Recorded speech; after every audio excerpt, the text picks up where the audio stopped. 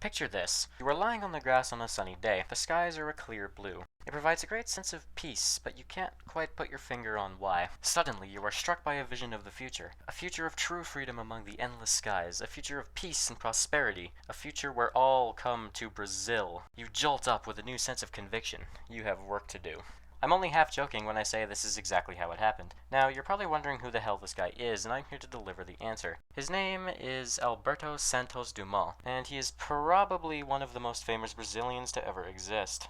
I would say he came from humble origins, but no the fuck he didn't. He was delivered unto this world on July 20th, 1873, into the hands of a rather rich family. His dad was a French engineer and was essentially a coffee baron, making heavy use of mechanization to make just an obscene amount of money. Don't have to pay workers if you have none, after all.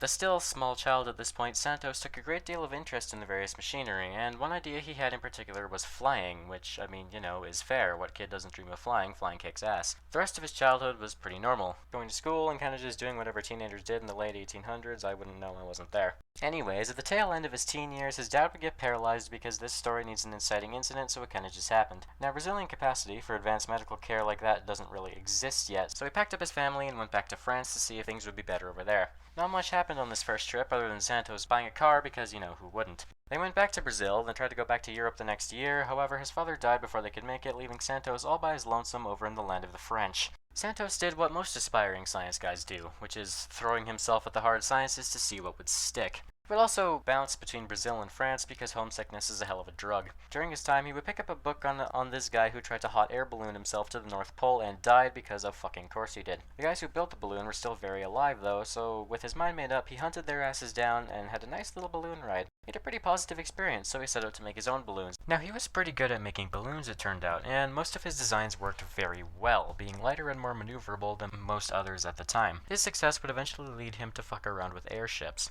His first obviously went kinda poorly because nobody's perfect immediately, but the next went actually pretty good. He would absolutely smash a record by going a fair distance in under 30 minutes, managing to get his blimp up to over 20 kilometers per hour up in the air, which is definitely impressive. This won him a prize of 100,000 francs, which he would humbly donate half to the poor of Paris. He also got plenty of recognition from the Brazilian government, which was, to be expected. He tried to show himself off even harder at the 1904 World's Fair, but something got fucked, so he dropped out. It was more than likely sabotage, but we can't really know. Now, by this point, he's basically one of the most famous people on the planet. However, he still was human, so eventually he got bored of that shit. After hearing about a certain American duo making heavier-than-air flight a feasible reality, he decided to go all in and make his mark in history.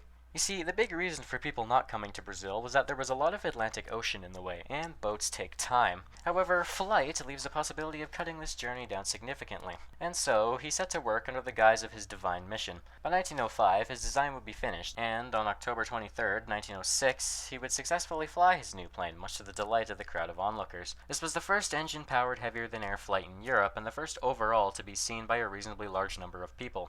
Less than a month later, he would fly again, this time even further, and this time it was even filmed. Nice. Then, he let his Chad energy shine through just for a moment by straight up calling the flight of the Wright Brothers total horseshit, the absolute mad lad. Afterwards, he messed around some more and would end up creating a plane called the Demozelle. This would end up being the first aircraft to be ever mass-produced. However, it would also, unfortunately, be his last foray into aviation. As is the case with any great man, he had a nervous breakdown and then got pretty hardcore depression. Not very fun. He almost died on his last flight in 1910, afterwards retiring from flight completely. Despite this, during his career, he had earned a shit ton of awards from various events around Europe because he was just that good at what he did. He would move to a little village in Normandy to settle down. However, this is the 1910s we're talking about, and people are assholes, so he was accused of being a German spy during the First World War for literally no fucking reason, other than the fact that he wasn't quite French, being from, not France. This understandably made him a little miffed, so he burned a bunch of his designs and broke down even harder, bouncing between various hospitals with no real aim.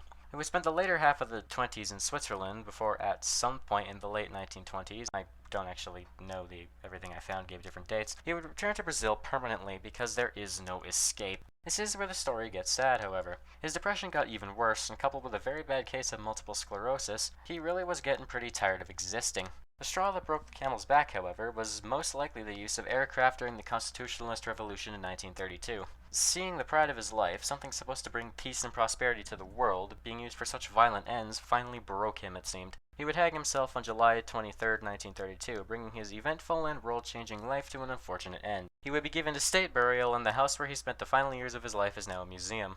Calling this guy a national hero in Brazil would be an understatement. He has so much shit named after him it's not even funny. Although I suppose that's fitting for a pioneer of aviation of his caliber. It's also a popular belief in Brazil that he was the true first person to make a practical airplane rather than those pathetic non-Brazilian Wright brothers. This claim actually has a surprising amount of merit because his flights were the first to be seen by actual crowds of people, but logic is for fucking cowards. So my personal headcanon is that he was guided by God in Brazil themselves. Overall, he is an extremely interesting story and it's a crime that he's not more well known in my opinion. That about does it for this video, so I'll see you around.